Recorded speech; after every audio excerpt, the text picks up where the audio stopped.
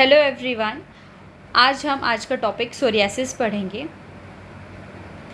तो क्लास शुरू करते हैं एक ब्यूटीफुल कोट से जो बोलता है, never lose hope, good thing will come soon. हमें कभी भी उम्मीद नहीं खोनी चाहिए क्योंकि अच्छी चीज़ें आने वाली हैं। इन माई केस मैं शुरू में बहुत सारे एग्ज़ाम्स देती थी, मेरा सिलेक्शन कहीं नहीं होता था।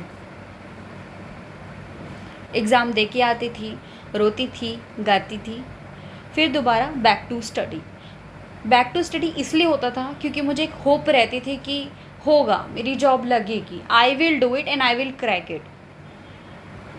तो आप चाहे जीवन में जितने भी डाउनफॉल में जाओ, बट एक होप अपने अंदर ज़रूर रखना कि one day you will clear this exam.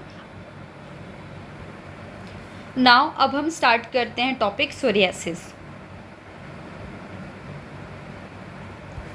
तो सोरियासिस एक तरह का रैश है जिसमें हमें एरिथमेटिक प्लेग्स दिखते हैं और वो प्लेग कवर्ड होते हैं सिल्वरी स्केल से।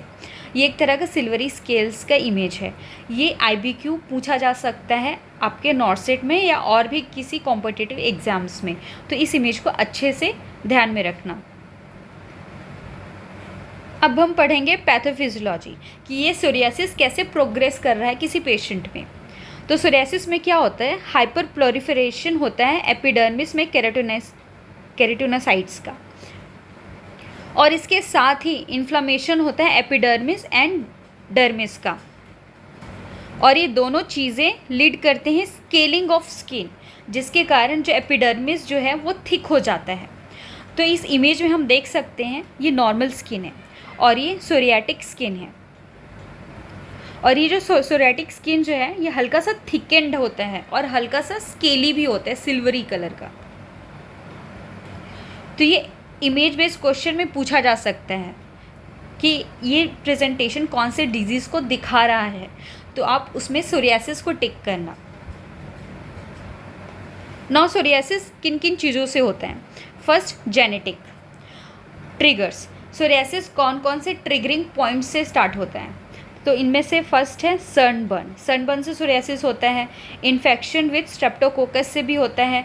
एंड मेडिकेशन जैसे कि बीटा ब्लॉकर्स, एस इनहिबिटर, ये एक तरह का एंटी हाइपरटेंसिव ड्रग्स है, इनके साइड इफ़ेक्ट से भी सोरियासिस होता है। लिथियम, वी ऑल नो, ये एंटी साइकेट्रिक ड्रग्स है, इससे भी सोरियासिस होता है। Now sign and symptoms. First, pruritus मतलब ईचिंग, खुजली होना।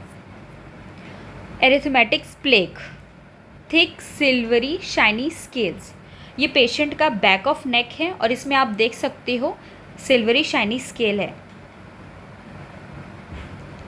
और जब हम इस स्केल्स को खरोचेंगे यानी कि स्क्रैच करेंगे तो ऑटस्पिट साइन दिखेगा हमें। सो ऑटस्पिट साइन हमें किस में दिखता है, सोरियासिस में दिखता है। ये ऑटस्पिट साइन का इमेज दिया हुआ है।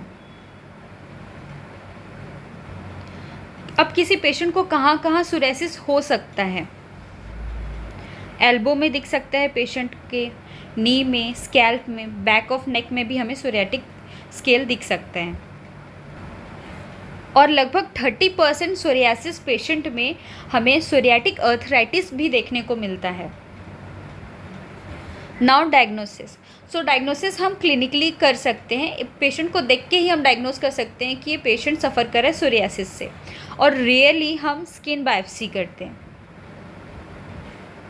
नाउ मैनेजमेंट में हम फर्स्ट लाइन मैनेजमेंट में देंगे topical high potency corticosteroids ointment जैसे कि बेटामेथासोन, और सेकेंड लाइन ड्रग्स में हम दे सकते हैं मेथोट्रेक्सेट एंड रेटिनॉइड। अब हम क्वेश्चन सॉल्व करेंगे सोरियासिस टॉपिक से रिलेटेड। तो क्वेश्चन बोल रहा है, अ 38-year-old फीमेल प्रेजेंट विथ ईची रैश। ईची मतलब pruritus in medical term. She says has been present for past several months. She has been using over-the-counter hydrocortisone cream with no improvement. On examination, she has a large arithmetic plug on the back of her neck. The plague is covered with silvery scale. तो silvery scale नाम जैसे ही आता है दिमाग में strike करना चाहिए, ये सोरियासिस डिजीज़ है। इनमें से कौन सा बेस्ट इनिशियल ट्रीटमेंट होगा रैश के लिए? तो इसका आंसर होगा ए, बेटामेथाजोन ऑइंटमेंट अप्लाइड ट्वाइस डेली। बाकी कॉट्रीमज़ोल अपन जानते हैं ये ना एंटी फंगल ड्रग्स है, और डाइक्लोफेनेक एनसेड्स है, एंड मुप्यूरोसिन एक तरह के एंटीबायोटिक ड्रग्स है। अगर आपको मेरा पढ़ाना अच्छा लगता है तो मेरे चैनल को सब्सक्राइब कर दीजिए, शेयर करिए, और आप मुझे इंस्टाग्राम में भी फॉलो कर सकते हो। मैं अपनी इंस्टाग्राम आईडी डिस्क्रिप्शन में शेयर कर दूँगी। अब हम मिलते हैं नेक्स्ट क्लास में।